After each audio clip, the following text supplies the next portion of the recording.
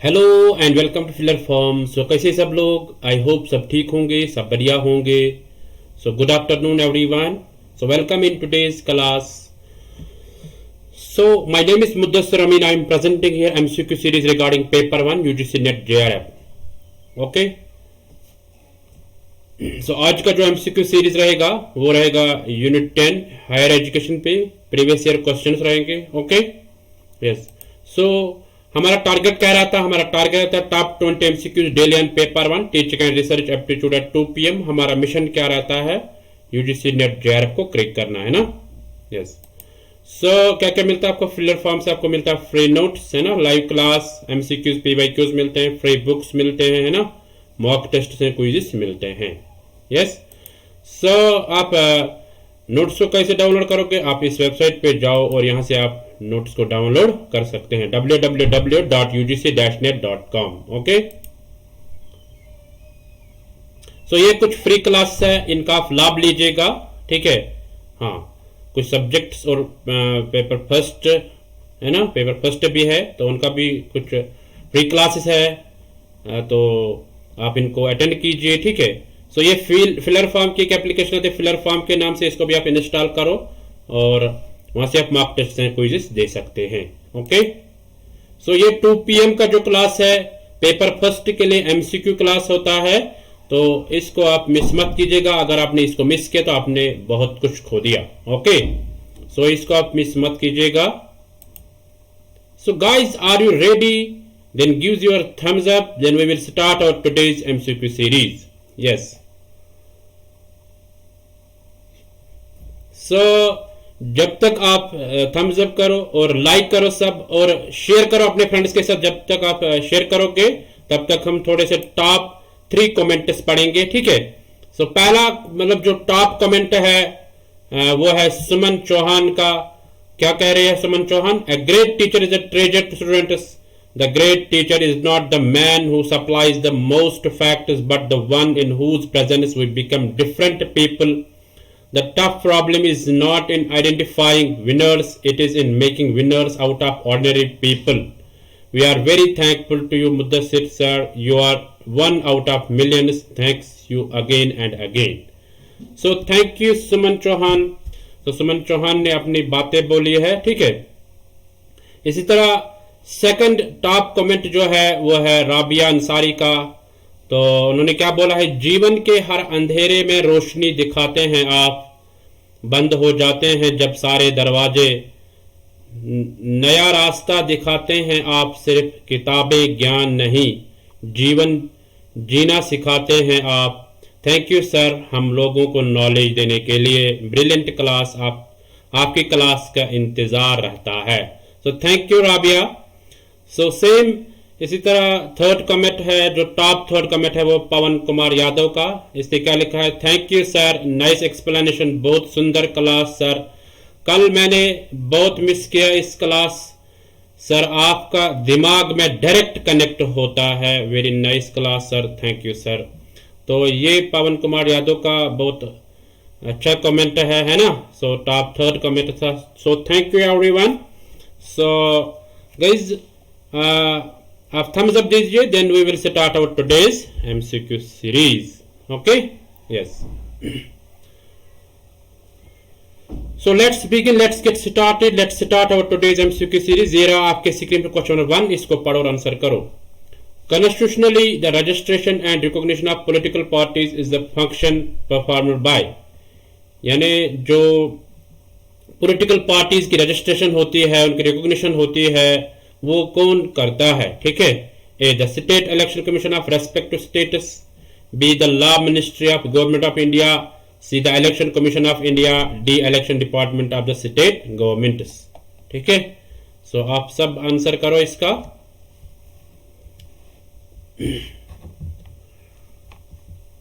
यानी recognition registration कौन करवाता है पॉलिटिकल पार्टीज का, ठीक है, ये आपको बताना है।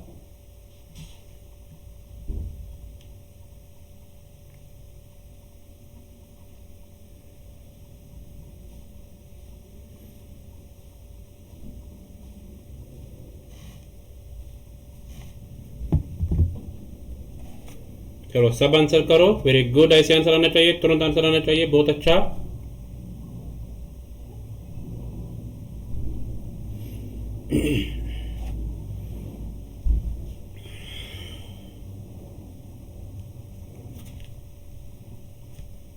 चलो देखते हैं इसका आंसर क्या होगा। ये रहा आपके स्क्रीन पे इसका आंसर। सीपाट, सीपाट क्या है? The election commission of India. इन्हें इलेक्शन कमीशन ऑफ इंडिया जो है वो रजिस्ट्रेशन और रिकॉग्निशन करवाता है किन की? पॉलिटिकल पार्टीज को, ठीक है, यस।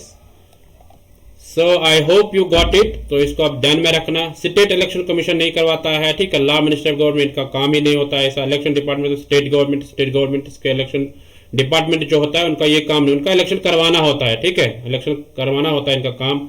बट जो रजिस्ट्रेशन और रिकॉग्निशन दिखाता है, मतलब ऐसा काम, ऐसा फंक्शन होता है किन का?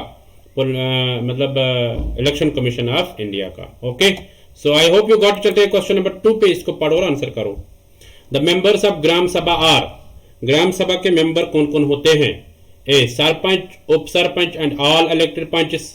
B sarpanch, up sarpanch and village level worker.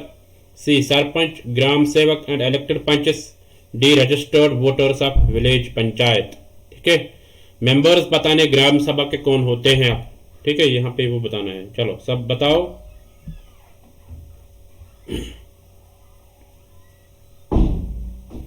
बहुत अच्छा, ऐसे आंसर करो, तुरंत आंसर आना चाहिए, very good.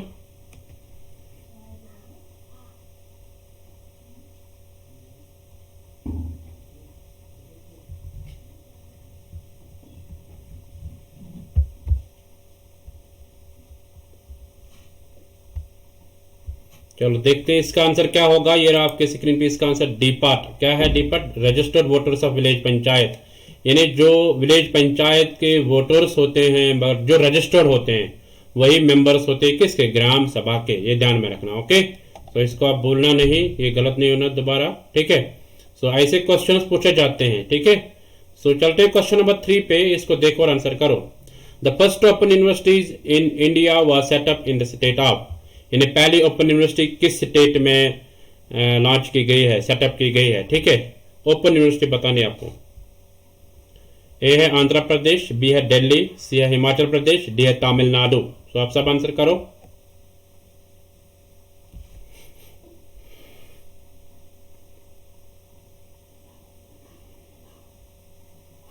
First open university आपको बताना है इंडिया में किस स्टेट में सेटअप की गई है।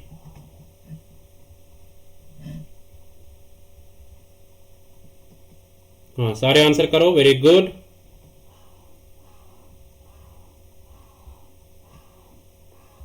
चलो देखते हैं इसका आंसर क्या होगा। ये रहा आपके स्क्रीन पे इसका आंसर। ए पार्ट आंध्र प्रदेश, यानी फर्स्ट ओपन यूनिवर्सिटी जो इंडिया में लॉन्च हुई है, ठीक है, सेटअप हुई है, वो हुई है आंध्र प्रदेश में। Okay, so I hope you got it. चलते हैं क्वेश्चन नंबर 4 पे, इसको पढ़ो और आंसर करो।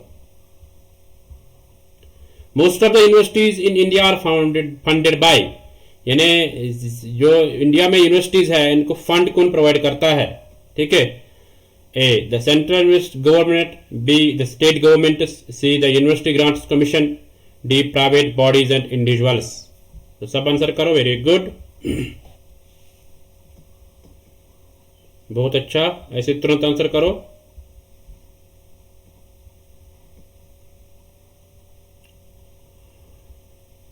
यानी ज्यादातर यूनिवर्सिटी जो इंडिया की, उनको फंड कौन प्रोवाइड करता है, ठीक है, ये बताना है आपको।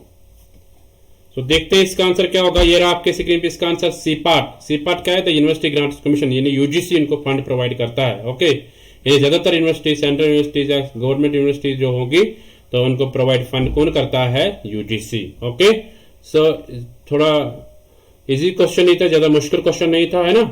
यस, सो चलते हैं क्वेश्चन नंबर 5 पे, इसको देखो और आंसर करो। Which of the following organisations looks after the quality of technical and management education in India. यानी टेक्निकल एंड मैनेजमेंट एजुकेशन जो होता है उसको कौन मतलब उस पर नजर कौन रखता है, ठीक है। हाँ, मतलब उसकी क्वालिटी को कौन देखता है, ठीक है, कौन सी ऐसी ऑर्गेनाइजेशन है। ए है एनसीटी, बी है एमसीआई, सी है एआईसीटीई, डी है सीएसआईआर। तो सब आंसर करो।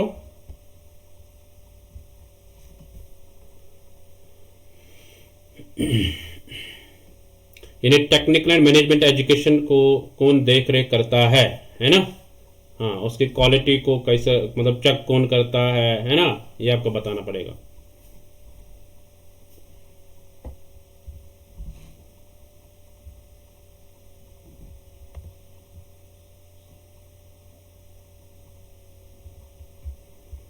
चलो सब आंसर करो, वेरी गुड। सबको का आंसर आना चाहिए, बहुत अच्छा। ज़्यादा डिफिकल्ट क्वेश्चन नहीं है, इजी क्वेश्चन ही है। चलो देखते हैं इसका आंसर क्या होगा। ये रहा आपके स्क्रीन पे, इसका आंसर सी पार्ट क्या है, AICT all India council for technical education, है ना। ये सी पार्ट इसका आंसर आएगा। Okay, all India council for technical education. So ये ध्यान में रखना आप, इसका ये आंसर आएगा। So I hope you got it. चलते हैं क्वेश्चन नंबर 6 पे, इसको देखो और आंसर करो। कंसिडर द फॉलोइंग स्टेटमेंट्स, यानी आप देखो इन स्टेटमेंट्स को, ठीक है, फिर बताओ इसमें से करेक्ट मतलब identify the statement which implies natural justice, यानी पहले इनको पढ़ो फिर बताओ इसमें नेचुरल जस्टिस के रिलेटेड कौन सा इनमें से करेक्ट है। नेचुरल जस्टिस को कौन सा दिखाता है। A, the principle of natural justice is followed by the courts, यानी जो प्रिंसिपल होता है, मेन एम होता है नेचुरल जस्टिस का, उसका फॉलो करता है कोर्ट्स, ठीक है। Justice delayed is justice denied, ठीक है, जो जस्टिस मतलब डिले, जिसमें डिले किया जाएगा उसको डिनाई किया जाता है, ठीक है। Natural justice is an inalienable right of citizen, in natural justice ये एक राइट होता है एक सिटीजन का, ठीक है, एक शहरी का। Reasonable opportunity of being heard must be given, यानी एक अपॉर्चुनिटी दी जाएगी, हर एक को देना चाहिए, हर एक को उसकी आवाज को सुनना चाहिए, ठीक है। आप being heard must be given, यानी उसकी आवाज को सुनना चाहिए, ठीक है, वो क्या कहना चाहता है एक सिटीजन, ठीक है। तो इसमें से आप बताओ नेचुरल जस्टिस पे कौन सा मतलब रिलेवेंट है, ठीक है। यस, तो सब आंसर करो, वेरी गुड।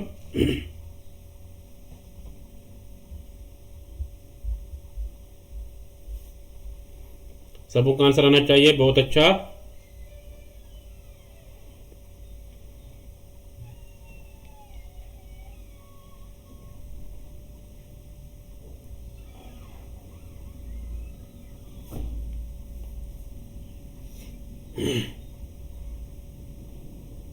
Very good. तो देखते हैं इसका आंसर क्या होगा। ये रहा आपके स्क्रीन पे, इसका आंसर सी पार्ट क्या है। C part natural justice is an inalienable right of citizen, यानी हर एक सिटीजन को देना चाहिए हमें राइट, अपना हक उसको देना चाहिए, ठीक है। हाँ, मतलब जो भी सोसाइटी में लोग हैं, यानी चाहे वो गरीब है चाहे अमीर है, चाहे वो किसी भी कैटेगरी का होगा, है ना, OBC SC ST, यानी हर एक को हमें अपना राइट देना चाहिए। ओके, सो चलते हैं, आई होप यू गॉट इट। चलते हैं क्वेश्चन नंबर 7 पे, ये देखो और इसको पढ़ो और आंसर करो। The president of India is, यानी प्रेसिडेंट ऑफ इंडिया क्या होता है, ठीक है। The head of state, the head of government, both head of the state and head of the government, none of the above. चलो इसको answer करो आप।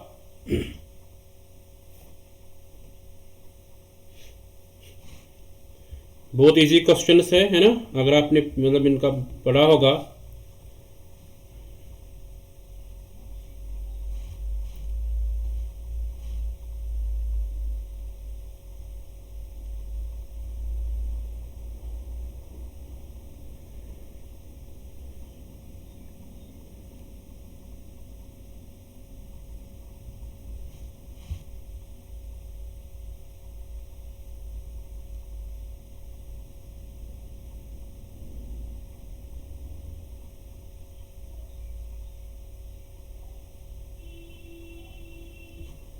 चलो देखते हैं इसका आंसर क्या होगा। C part, both head of the state and head of the government, यानी प्रेसिडेंट होता है head of the state and head of the government, यानी दोनों इसके करेक्ट ऑप्शन है। ओके, तो यानी वो हेड ऑफ द स्टेट भी होता है, हेड ऑफ द गवर्नमेंट भी होता है। ओके, सो इसको आप ध्यान में रखना। सो चलते हैं क्वेश्चन नंबर 8 पे, ये रहा आपके स्क्रीन पे question number 8। Who among the following holders office during the pleasure of the president of India, ठीक है। हाँ, इसको आप आंसर करो।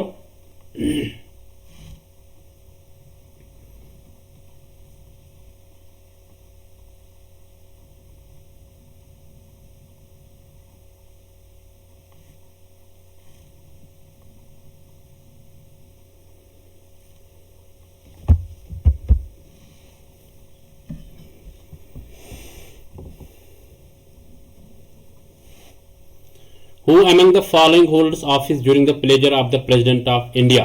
ठीक है, यानी कौन ऑफिस को इनमें से संभाल सकता है during the pleasure of the president of India, यानी प्रेसिडेंट की मतलब कोई प्रेसिडेंट का कोई काम होगा, है ना, तो उस वक्त कौन संभाल सकता है ऑफिस को। A chief election commissioner, B controller and auditor general of India, C chairman of the union public service commission, D governor of state. So आप सब आंसर करो।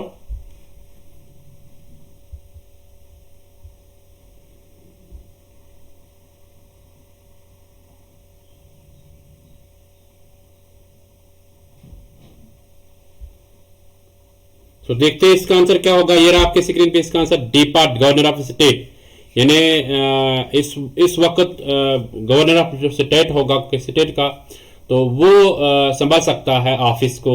ठीक है, हाँ, during the pleasure of president of India. Okay, so I hope you got it. चलते हैं question number 9 पे, इसको देखो और आंसर करो।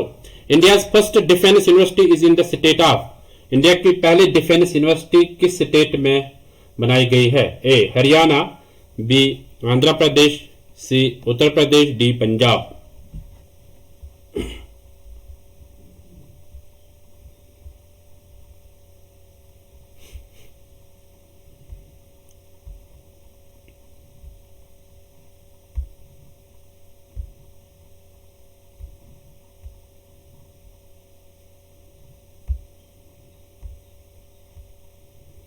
सब आंसर करो, वेरी गुड, ऐसे आंसर आना चाहिए, बहुत अच्छा।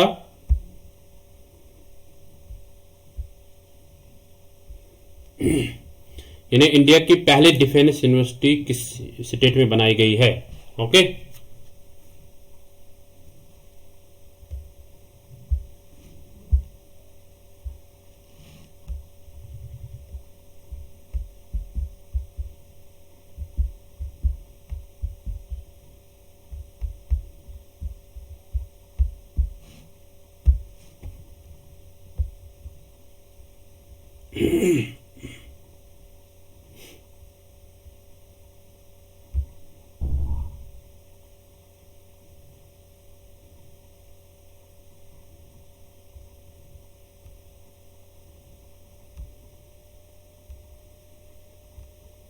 चलो देखते हैं इसका आंसर क्या होगा। ये रहा आपके स्क्रीन पे इसका आंसर, ए पार्ट हरियाणा।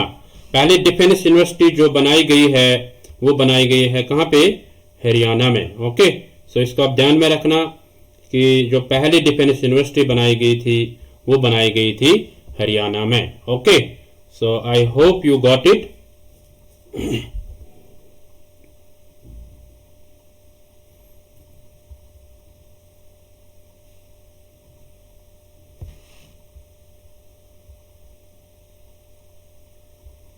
ये गुरुग्राम में बनाई गई है। ठीक है, इंडियन नेशनल डिफेंस यूनिवर्सिटी जो पहली यूनिवर्सिटी थी, यानी डिफेंस यूनिवर्सिटी, यानी इंडियन नेशनल डिफेंस यूनिवर्सिटी जो थी वो गुरुग्राम में बनाई गई थी। Gurugram is located in Haryana. Okay, so I hope you got it. चलते हैं क्वेश्चन नंबर 10 पे, इसको देखो और आंसर करो।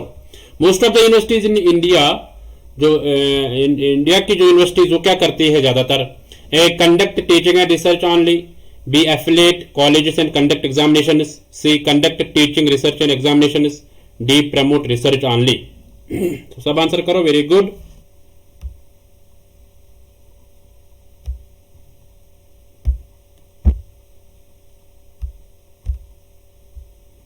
यानी जो यूनिवर्सिटीज इंडिया की है वो क्या करती है ज्यादातर,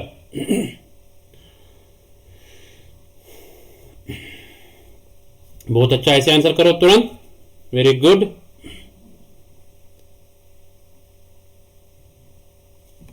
सो देखते हैं इसका आंसर क्या होगा। ये रहा आपके स्क्रीन पे इसका answer, C part conduct teaching research and examinations. यानी जो यूनिवर्सिटीज है ज्यादातर इंडिया में वो क्या करती है, वो टीचिंग करवाती है, वहां पे पढ़ाते हैं डिग्रीज के लिए। ठीक है, under graduate courses, graduate courses, है ना, पोस्ट ग्रेजुएट कोर्सेज, तो या रिसर्च डिग्रीज वो करवाते हैं, या एग्जामिनेशन भी साथ साथ में उनका करवाता है, असेसमेंट भी साथ साथ में करवाता है। ठीक है, हाँ। सो गाइस, जिन्होंने अभी तक लाइक नहीं किया वीडियो को लाइक करो और अपने फ्रेंड्स के साथ शेयर करो। जब तक आप लाइक करोगे तब तक हम कुछ टॉप कमेंट्स ले लेंगे। ओके, उसके बाद हम क्वेश्चन नंबर 11 देखेंगे। यह संगीता शकिया, उसने बोला this was amazing class sir, I am late but I took everyday class and your way of explanation is good. तो इस तरह मीना कुमारी कहते हैं, इसको मैंने ट्रांसलेट किया था, इसने बोला था हिंदी में, hello sir, enjoyed your class very much, your way of explaining was also very much appreciated, today was my first class but the class was very good, thank you very much sir. ये मीना कुमारी का comment था, ठीक है, but ये हिंदी में था। इस तरह रंजना कुमारी ये भी करते रहते हैं कमेंट, बट इसका आज का टॉप कमेंट बना। इसने क्या बोला, आज का क्लास बहुत अच्छा था सर, आप बहुत अच्छे से सारे क्वेश्चंस को एक्सप्लेन करके समझाते हैं, thank you so much sir. इस तरह अयाज अहमद बोलता है thank you so much sir, nice, very nice class. इस तरह एनके ट्यूटर बोलता है thank you for this great effort sir. इस तरह पूजा कुमारी बोलती है thank you so much sir, very helpful questions MCQ, thank you very much. इनके Twitter बोलता है lot of hard work done by you, thanks a lot sir. इस तरह शिल्पा विक्रम बोलती है very nice class sir ji, thank you so much sir ji, बहुत अच्छा लगता आपकी क्लास अटेंड करके। इस तरह अंजलि निषाद बोलती है amazing class sir, you are the great teacher, thank you Anjali. इस तरह एलिजा बोलती है whose place after parents, in whose hand is the command of the future, those who have the right like parents, he is our respected teacher Mudassir Amin sir, thank you, so thank you everyone। so कुछ और comments है उनको भी देख लेंगे, तब तक आप लाइक करो और अपने फ्रेंड्स के साथ शेयर करो। प्रियंका जायसवाल बोलते thank you sir, very good class sir. Vibhuti Solanki बोलते अच्छा लगता है सर, आप क्वेश्चंस के साथ समझाते भी हो, काफी हेल्प मिलती है, तो थैंक यू, वेलकम। नूरी खातून बोलती है अस्सलाम वालेकुम सर, आप बहुत अच्छा क्लास लेते हैं, बहुत शुक्रिया सर हमारे लिए इतना मेहनत करने के लिए, आज के टाइम फ्री क्लास में इतना कोई मेहनत नहीं करता। इस तरह अश्वित सिंह बोलता है थैंक यू सर, आज की क्लास बहुत ज़्यादा अच्छा था, आज के क्वेश्चन बहुत अच्छे थे, थैंक यू सर, आप शेयर पॉइंट को अच्छे से समझाते हैं, यानी सारे पॉइंट्स को अच्छे से समझाते हैं, इसका मतलब है यही है ना। इस तरह अभियांशी राठौर बोलती है thank you so much sir, very helpful class, first attempt में होगा सिलेक्शन, तो इसको लगता है फर्स्ट अटेम्प्ट में हो जाएगा, तो ज़रूर आपका फर्स्ट अटेम्प्ट में हो जाएगा, ओके, आप अच्छे से मेहनत करो। स्टडी विद प्रीति ये बोलती है help, very helpful class sir. इस तरह विभूति सोलंकी बोलते हैं नाइस केबीसी क्लास सर। सुमन बनीवाल बोलता है थैंक्स सर जी, बहुत अच्छी क्लास है। आर के बोलता है thank sir, nice teach, nice class. So thank you everyone, thank you, welcome. So जितना हो सकता है उतना हम कर पाते हैं, है ना। सो गाइज सब लाइक करो, जिन्होंने अभी तक भी लाइक नहीं किया वो वीडियो को लाइक करो। तो हम चलते हैं उसके बाद नेक्स्ट क्वेश्चन पे। सो ये रहा आपके सीक्रेट पे क्वेश्चन नंबर 11, इसको देखो और आंसर करो, बस अब बातें नहीं, सब आंसर करो। अब देखो बीच बीच में मतलब थोड़ा सा रेस्ट भी होना चाहिए, ठीक है, 10 क्वेश्चंस के बाद थोड़ा रेस्ट होना चाहिए 1-2 मिनट का, तो वो मैं टॉप कमेंट्स लेता हूं, ओके। सो वरना तो मैं लास्ट पे भी कमेंट पढ़ लूंगा, तो थोड़ा रेस्ट भी होना चाहिए, माइंड थोड़ा रिफ्रेश होना चाहिए, है ना। यस, सो अब पढ़ो आप क्वेश्चन नंबर 11, इसको आंसर करो। Which one of the following is not a constitutional body, इनमें से कॉन्स्टिट्यूशनल बॉडी कौन सी नहीं है? Election commission, finance commission, union public service commission, D planning commission. तो सब आंसर करो।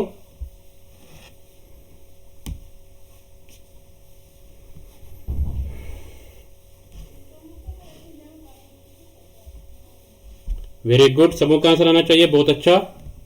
कॉन्स्टिट्यूशनल बॉडी कौन सी नहीं है? देखो मतलब शोर नहीं करना है कि यानी क्यों बीच में कमेंट्स लेते हैं, ठीक है। टॉप कमेंट्स में इसलिए लेता हूं 10 क्वेश्चंस के बाद थोड़ा सा मतलब माइंड को रिफ्रेश होना चाहिए, ओके। हाँ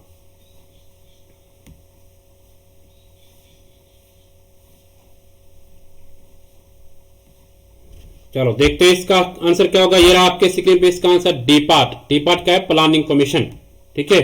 यानी कॉन्स्टिट्यूशनल बॉडी इनमें से कौन सी नहीं है? वो प्लानिंग कमीशन, बाकी है, ठीक है। हाँ मतलब election commission, finance commission, union public service commission, यानी इनको प्रोवाइड मतलब जो फंड्स होते हैं ना वो सेंट्रल गवर्नमेंट से मिलते हैं, बाकी है ना। तो that is so that this is constitutional body, okay. हाँ सो प्लानिंग कमीशन नहीं है, ओके। सो ध्यान में रखना, सो क्वेश्चन चलते क्वेश्चन नंबर 12 पे। ये देखो और इसका आंसर करो। Which one of the following statements is not correct?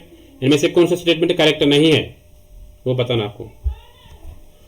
कौन सा स्टेटमेंट करेक्ट नहीं है? Indian parliament is supreme. B, the supreme court of India has a power of judicial review. C, there is a division of powers between the centre and the states. D, there is a council of ministers to aid and advise the president.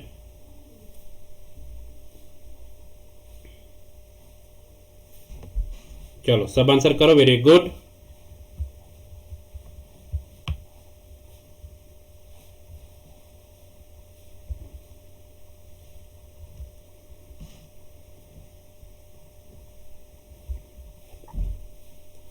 चलो देखते हैं इसका answer क्या होगा। ये रहा आपके screen पे इसका answer B part. B part कहते हैं supreme court of India has a power of judicial review.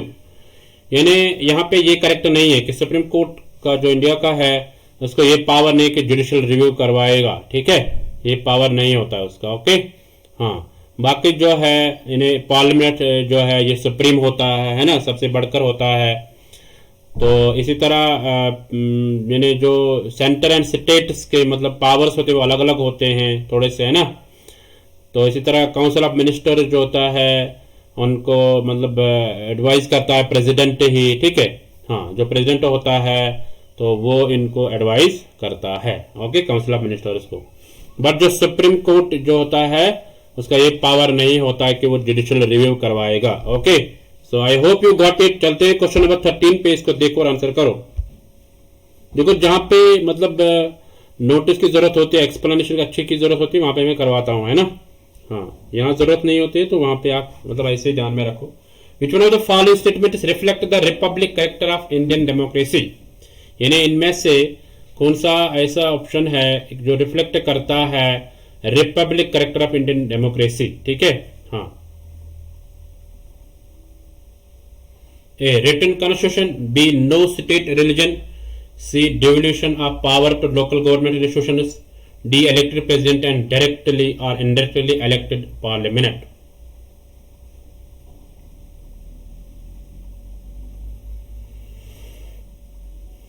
तो सब आंसर करो। वेरी गुड, ऐसे आंसर आना चाहिए, बहुत अच्छा।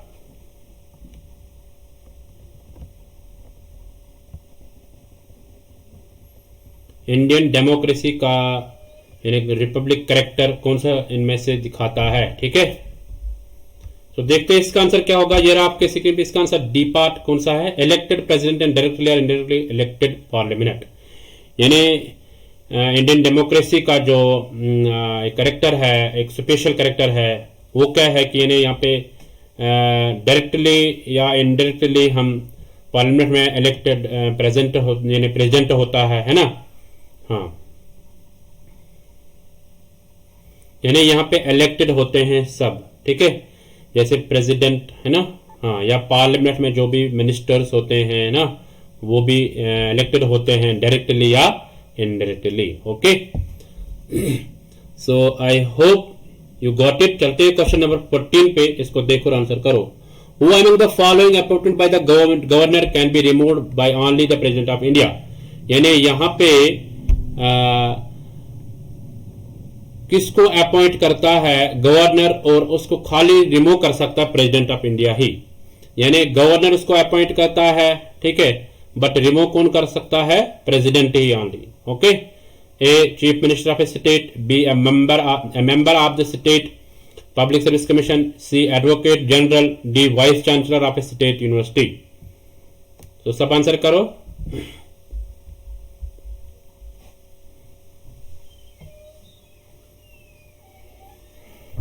यानी गवर्नर उसको अपॉइंट करता है बट रिमूव उसको ओनली कौन कर सकता है? President he. President of India जो होगा वो उसको रिमूव कर सकता है और कोई नहीं कर सकता रिमूव। चलो, उनमें से कौन सा ऑफिशियल ऐसा है? ओके,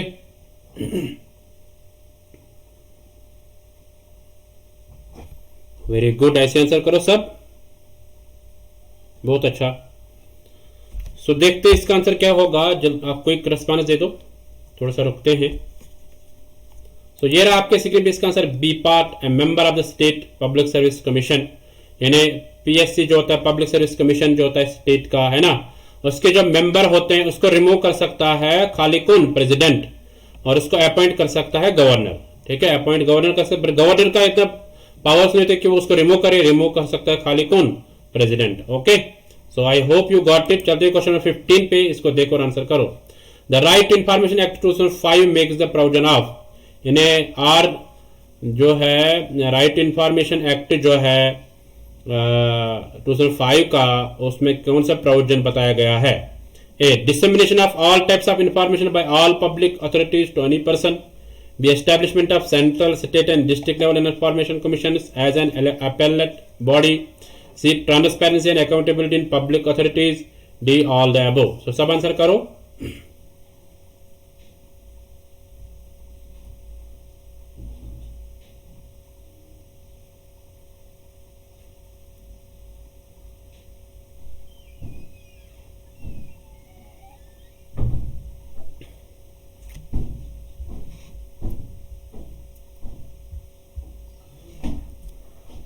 वेरी गुड, सबों का आंसर आना चाहिए, बहुत अच्छा।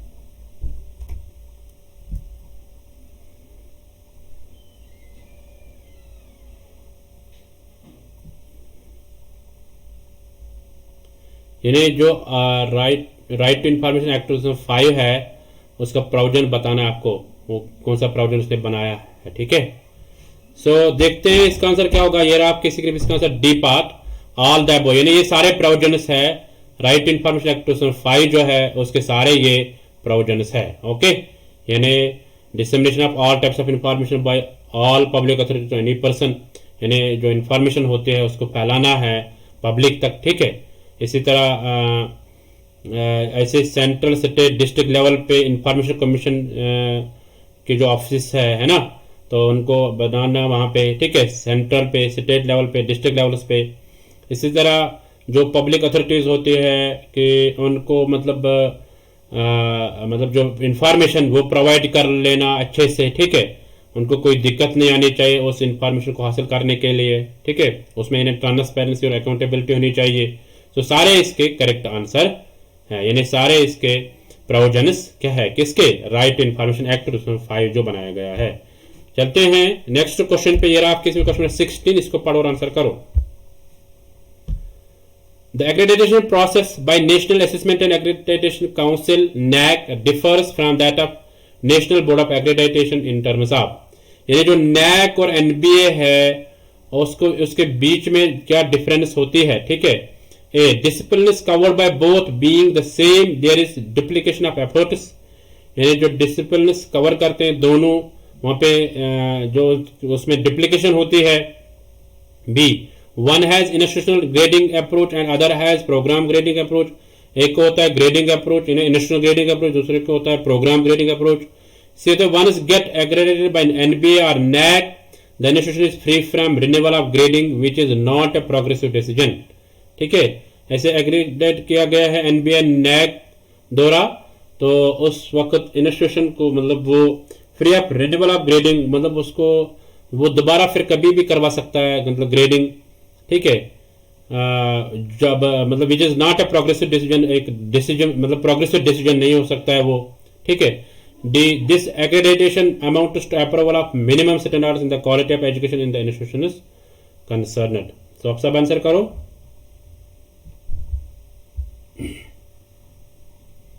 थोड़ा सा ट्रिकी क्वेश्चन है ना, आप इसका आंसर करो अच्छे से पढ़ लो पहले, फिर आंसर करो। थोड़ा इसको मैं टाइम दे दूंगा।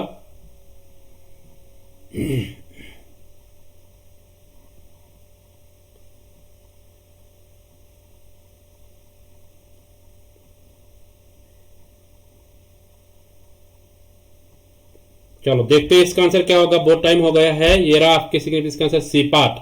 क्या है C part? One is get accredited by NBA और NAAC, यानी एक बार हो गया है एग्रेडाइट। ठीक है, यानी उसको ग्रेड मिल गया है या CGPA रेंज मिल गया है। ठीक है, तब उस वक्त जो वो इंस्टीट्यूशन है वो फ्री होता है कि वो फिर ग्रेडिंग को रिन्यू कर सकता है। ठीक है, दोबारा। ओके, सो ये ध्यान में रखना। So I hope you got it. चलते क्वेश्चन नंबर 17 पे, इसको पढ़ो और आंसर करो। The satellite user for the transmission and telecast of Swayam Prabha is called. स्वयं प्रभा के लिए यानी स्वयं प्रभा को चलाने के लिए एक सैटेलाइट यूज किया जाता है, ठीक है, उस सैटेलाइट का नाम क्या है? ए एजुसैट सैटेलाइट, बी जीसैट 15 सैटेलाइट, सी जीसैट 3 सैटेलाइट, डी है एसपी एजू 15 सैटेलाइट। तो सब आंसर करो, वेरी गुड। ये इजी क्वेश्चन, इस पे ज्यादा टाइम नहीं ले लेंगे।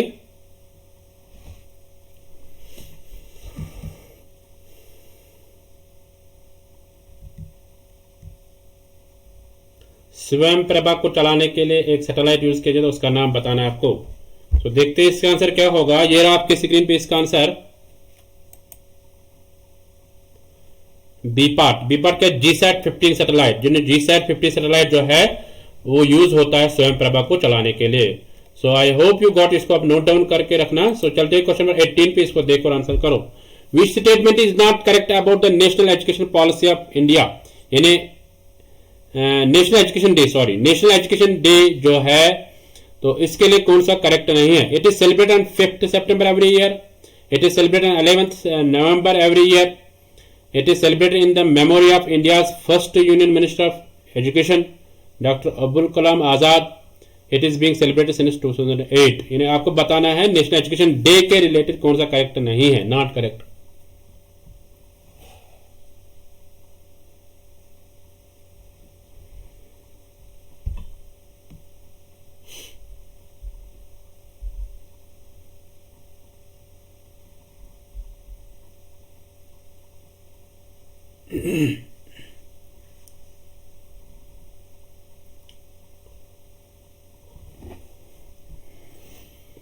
चलो सब आंसर करो, वेरी गुड।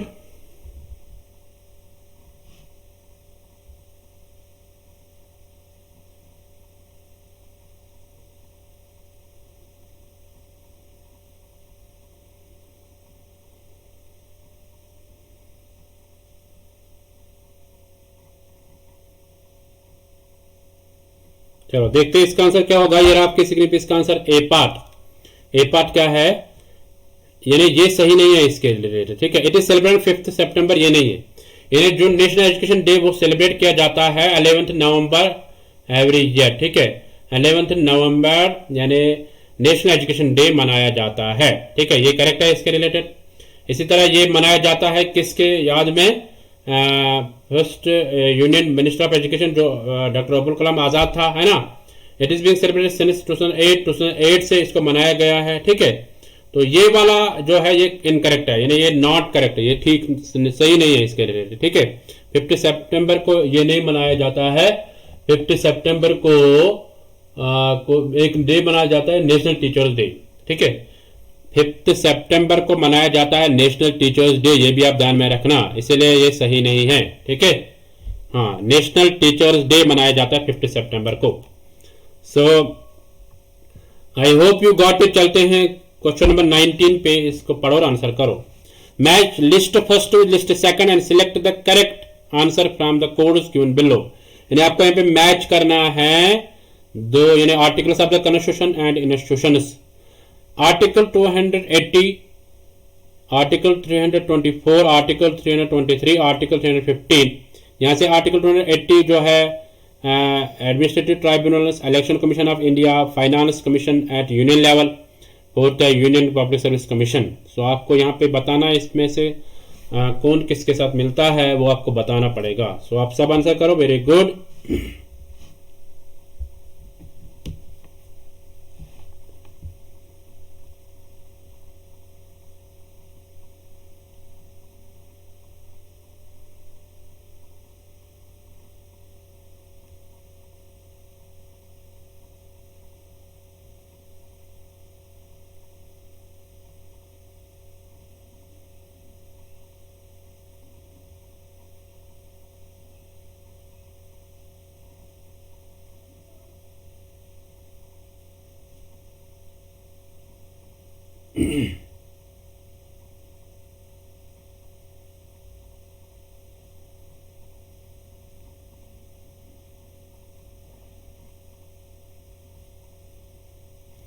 चलो देखते हैं इसका आंसर क्या होगा। ये रहा आपके स्क्रीन पे इसका आंसर, ए पार्ट। ए पार्ट क्या है? फर्स्ट सेकंड यानी ए को आएगा फर्स्ट, बी को आएगा सेकंड, सी को थर्ड, डी को फोर्थ, यानी सेम सेम।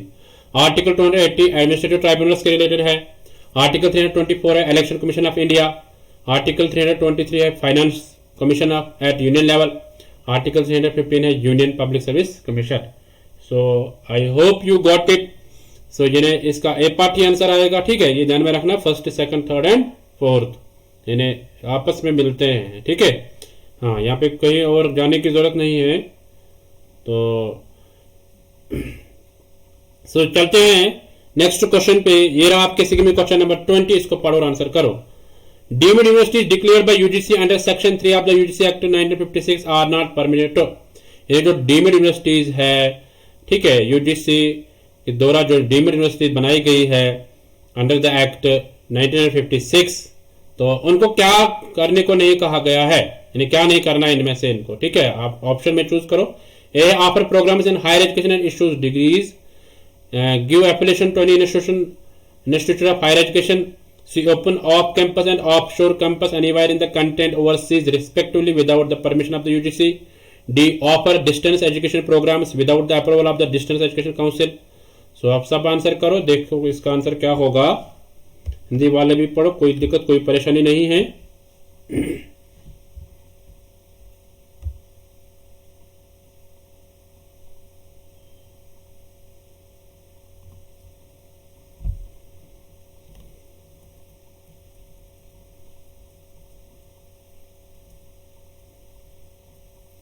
बहुत अच्छा, ऐसे आंसर करो सब, तुरंत आंसर आना चाहिए।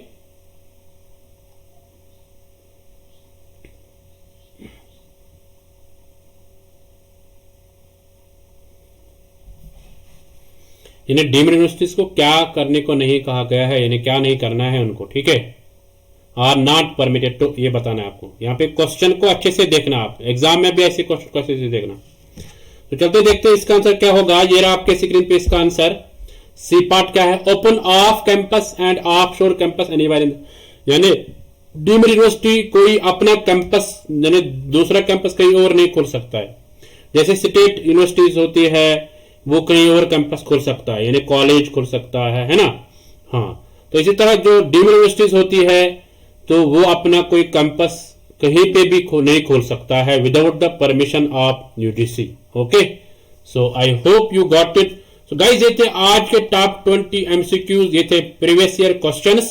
ओके, सो इनको आप अच्छे से पढ़ लो। अगर आपको रिवीजन भी करना होगा 10 मिनट के लिए रिवीजन कर लो जल्दी जल्दी, ठीक है। सो देखते हैं थोड़े से और टॉप कमेंट। ज्योति कुमारी का कमेंट है, thank you sir ji, very nice class. Sorry sir, 1 week बाद में क्लास ज्वाइन की, मेरी तबीयत बहुत ज्यादा खराब थी इसलिए, बट सर मैंने आपकी क्लास को बहुत मिस किया। आज क्लास अटेंड करने के बाद मुझे बहुत अच्छा लगा सर, आप ग्रेट हो, आप बहुत अच्छे से एक्सप्लेन कर रहे हो। तो थैंक यू ज्योति। इस तरह अंजलि निषाद कह रहे हैं thank you so much sir. Anita Singh बोल रहे हैं very nice class sir, thank you. Sandhya Kurmi बोलते हैं top class, thank you so much sir. Question 2022।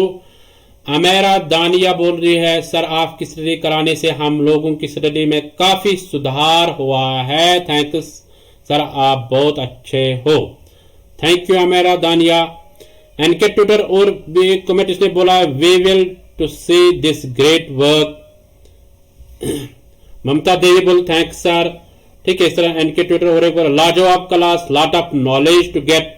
शीतल सोनी बोलते थैंक यू सर। सर एक कंफ्यूजन है कि मैंने यूजीसी फॉर्म में passport photo date and name वाली लगा दिया है, तो क्या बाद में कोई प्रॉब्लम तो नहीं होगी मेरे फॉर्म में?